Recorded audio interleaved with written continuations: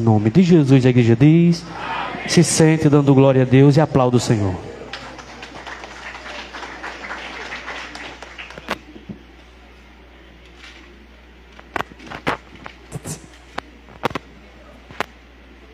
Graças a Deus, eu cumprimento os irmãos na paz do Senhor.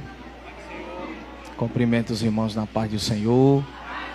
Quantos nessa noite estão felizes com Jesus? Levante a mão e glorifique a Ele nessa noite de Santa Ceia.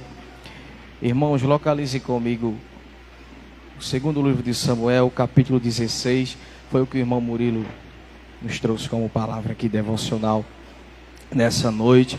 E eu quero rapidamente, em menos de 15 minutos, transmitir rapidamente aqui o que Deus colocou no meu coração nesse texto. Amém? Segundo o livro de Samuel, capítulo de número 6.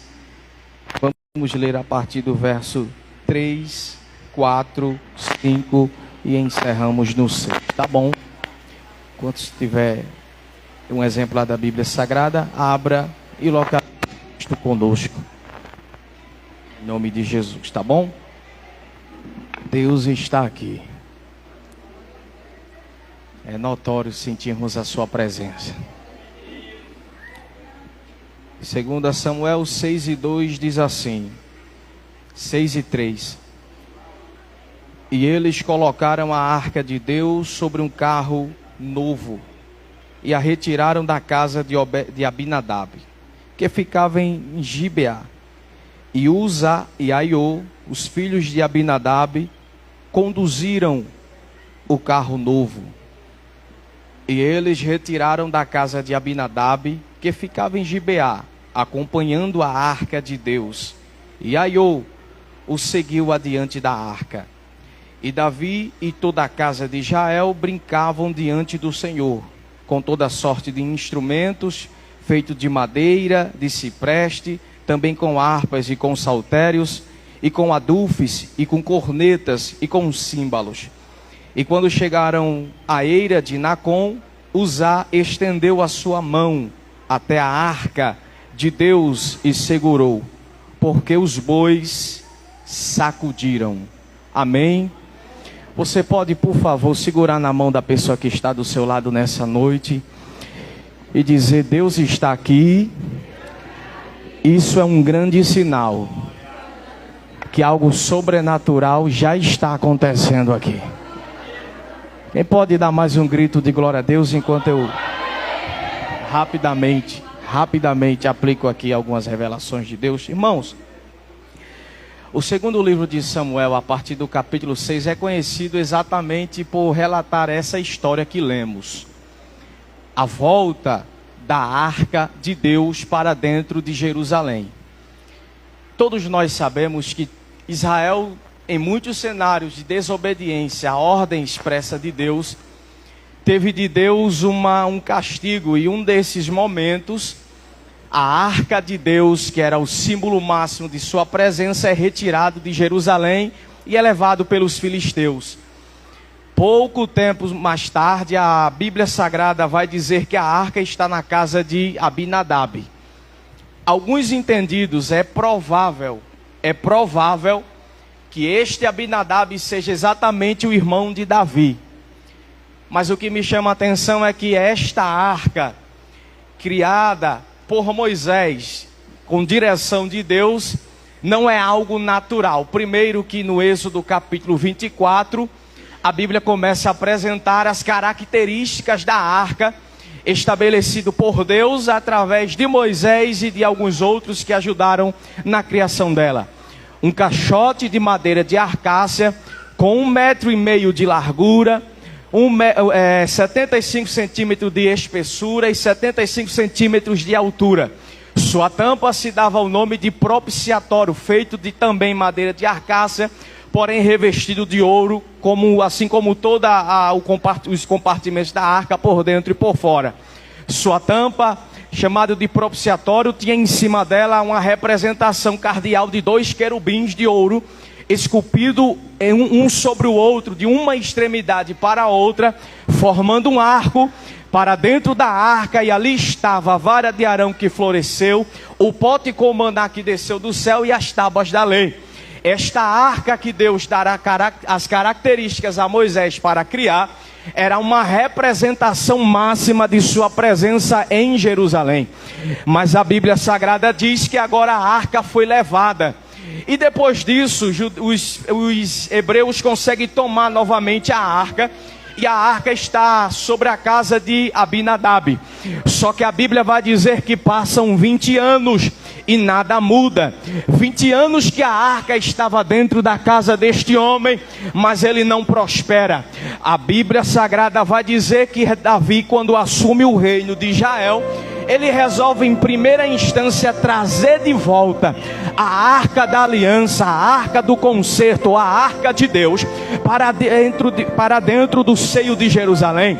Davi diz: a primeira coisa que eu vou fazer é trazer de volta, porque aonde não tem a arca não tem a presença, e aonde não tem a presença eu não preciso nem falar mais, porque você já sabe o que acontece ou como é um local, uma região ou alguém que não tem a presença. Davi, quando reconhece isso, ele diz: eu vou ter que trazer a arca de volta. Eu vou ter que criar uma estratégia, fazer um tipo de articulação, no qual eu possa trazer de volta a arca para dentro de Jerusalém. A Bíblia Sagrada vai dizer que Davi manda preparar uma carruagem nova, porém com bois velhos fazendo a tração da carruagem. Coloca a arca sobre aquele carro, e aí a arca está sendo levada para dentro de Jerusalém.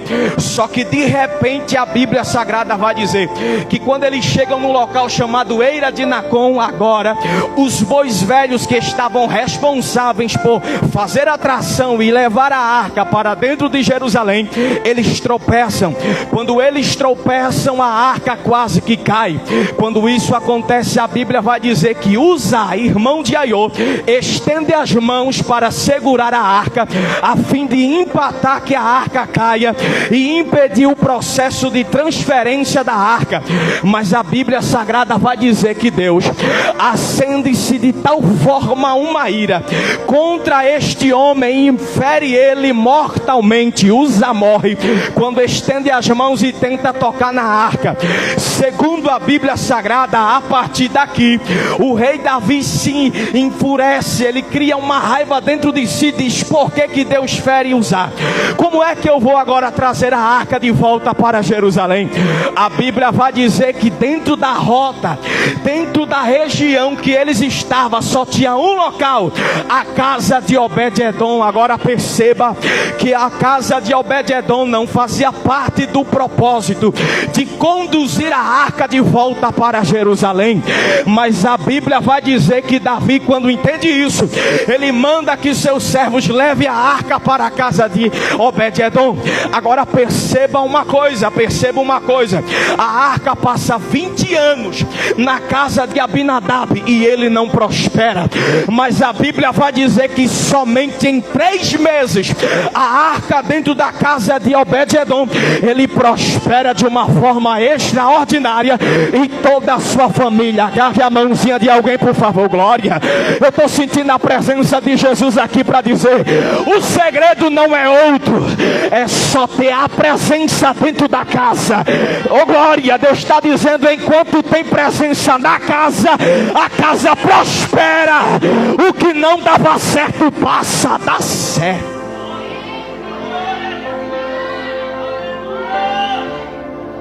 Segure na mão de alguém e pergunte: a arca está dentro da sua casa ou não?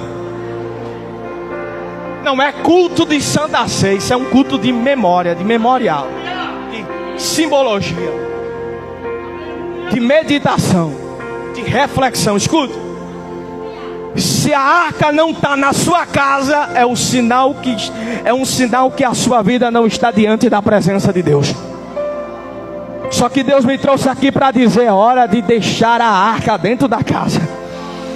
E só deixar dentro da casa não é o suficiente, porque na casa de Abinadab a arca estava, mas a Bíblia não vai dizer que ele prospera. Mas dentro da casa de Obed-edom é diferente. Por quê? Porque Obed-edom está dizendo: a arca é algo extraordinário, mas não basta só ter a arca, eu preciso cuidar da presença que está nela, eu preciso cuidar da presença que está na arca. Glória, levante a mão para glorificar a Jesus. Ele me trouxe aqui para dizer: enquanto a arca está na sua casa, você vai sonhar ou vai dizer: não, eu vou cuidar da arca, eu vou cuidar da presença, porque a presença é prioridade para mim. Escute para mim concluir. A arca está na casa de Obed-edom. 3 meses é o suficiente. Davi vai embora para Jerusalém e de repente vem a notícia. Olhe para alguém e diga: a notícia que Davi recebe é que Obed-edom está prosperando. Não, alguém não entendeu. Estava tudo certo para a arca chegar dentro de Jerusalém. Aí no meio do cenário os bois tropeçam. Porque o problema não é a carruagem, o problema é o que está conduzindo a carruagem.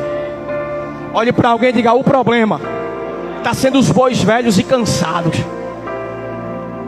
Quer dizer, o projeto é bonito. Olhe para alguém e diga: o projeto é bonito, é certo, quase que não tem nada que possa atrapalhar o projeto da arca voltar, mas os bois são velhos.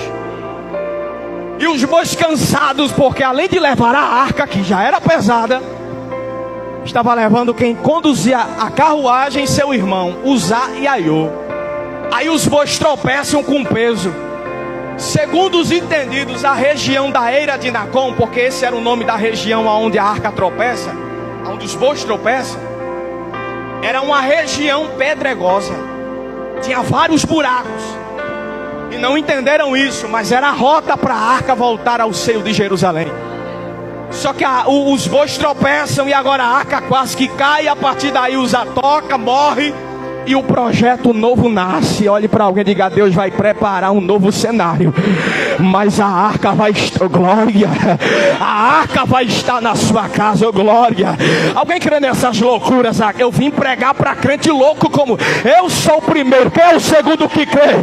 Deixa alguém reclamar, falar de você. A arca estará na sua casa, e Deus está dizendo: vai prosperar, vai ter mudança, vai ter milagre, porque aonde a arca está, algo sobrenatural tem que acontecer. Escute.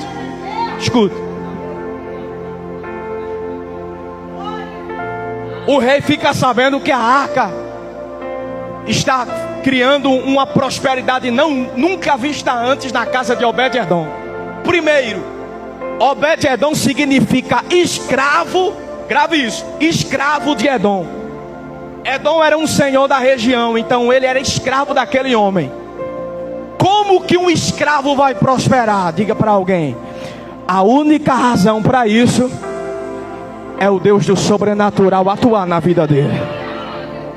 Não, só algumas pessoas do lado esquerdo pegaram, então vou falar de novo. O segredo da prosperidade de Obed-edom não estava no seu conhecimento, não estava no seu nível de instrução, porque talvez ele não tinha nenhuma, era escravo. Mas quando a arca chega, o que era impossível acontece, é invertido para o possível. Aonde não tinha a porta, Deus está dizendo: eu abro porta. Mas algo sobrenatural tem que acontecer aonde a arca está. Tem gente sentindo a presença de Deus ali. Eu vou falar, já concluo. O rei fica sabendo. E agora alguém chega e diz: e aí, rei, o que é que a gente vai fazer agora? Vamos preparar a carruagem. Eu vou voltar para aquela região e vamos trazer a arca de volta. Aí alguém está olhando para Davi dizendo: então, rei, vamos preparar a carruagem, vamos colocar bois novos agora, robustos, com força, para carregar a arca. Davi diz: não, Vou falar de novo. Davi olha para alguém, talvez eu ilustrando, e diz assim: não vamos fazer da primeira forma, porque quem comete o mesmo erro duas vezes é tolo. Aí Davi diz: eu já cometi um erro, agora não vou fazer de novo, vamos fazer diferente. Como assim, rei? Vamos preparar 6 sacerdotes. Esses sacerdotes vão estar com vestes de linho fino, vão estar preparados como se fosse sacrificar, e é isso que eles vão fazer. Eles vão colocar a arca sobre suas costas, porque na arca existem 4 argolas, em cada 2 argolas existe uma vara feita, glória, de madeira e também coberta de ouro, aleluia, completamente. Estas varas servem para carregá-la. Então vão pegar esta arca sobre as argolas, colocar no ombro e carregar a arca. E agora, rei, a cada 6 passos, prepara um altar e sacrifica, porque aonde não tem sacrifício, não tem milagre. Levante a mão para dar glória a Jesus.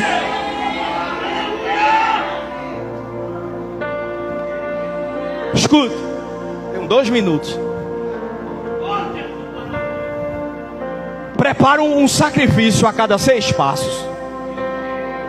Como assim, rei? Vai ser muito cansativo. Não tem problema. Mas alguém está olhando e dizendo: Davi, da eira de Nacon até o cheio de Jerusalém, onde ficava o tabernáculo, é uma distância grande, é uma distância muito extensa. Davi está dizendo: não tem problema. Nada de carro, nada de bois. Vai ser sacerdotes conduzindo a arca sobre seus ombros. Olhe para alguém e diga: sabe qual é o segredo de ter a presença de Deus na tua vida? Carregue a arca. Não, alguém não entendeu. Deus está dizendo: o segredo é carregar a arca. Levante a mão quem crê nisso, por favor, e dá um glória a Jesus. Quem carrega a arca aqui nessa, deixa eu ver. Deus está dizendo: é hora de carregar a arca, é hora de preparar o altar e é hora de sacrificar. E aí você se prepare para ver o que estava dando errado, dando certo. Aí você vai ver o diabo procurar o caminho da roça e não achar. Por quê?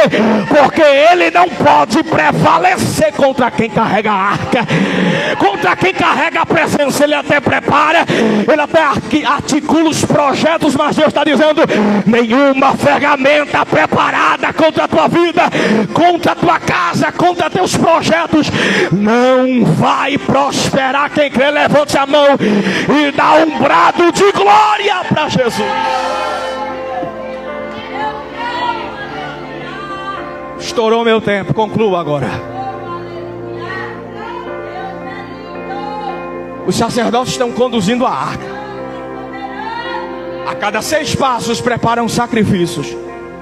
E assim compassadamente chegam até Jerusalém. Só que quando chega na entrada de Jerusalém, pastor Luiz Carlos, está todo mundo preparado, porque a notícia é: o rei está voltando com a arca depois de 20 anos. Depois de quanto tempo, igreja? 20 anos sem a presença de Deus em Jerusalém.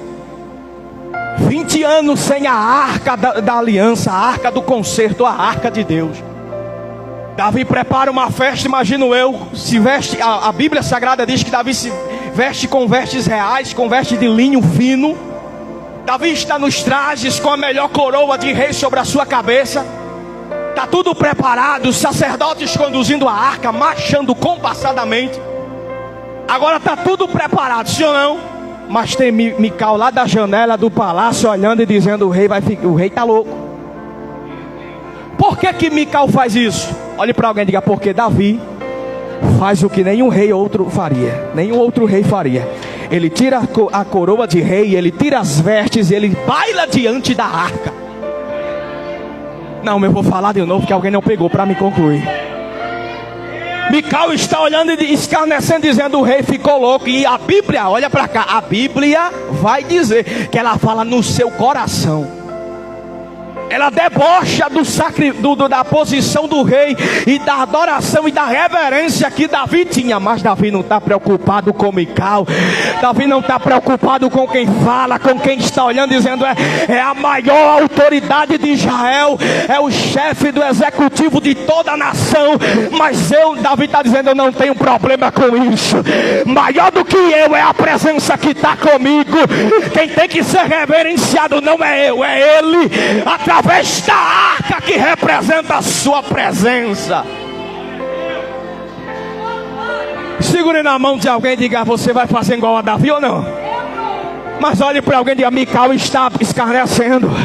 O que é que você vai fazer agora? Vai se sentir constrangido ou vai dizer, quem já pisou no santo dos santos em outro lugar não sabe, não pode viver. Levante a mão para dar glória, porque Deus está dizendo, a presença está aqui, o convite está sendo feito.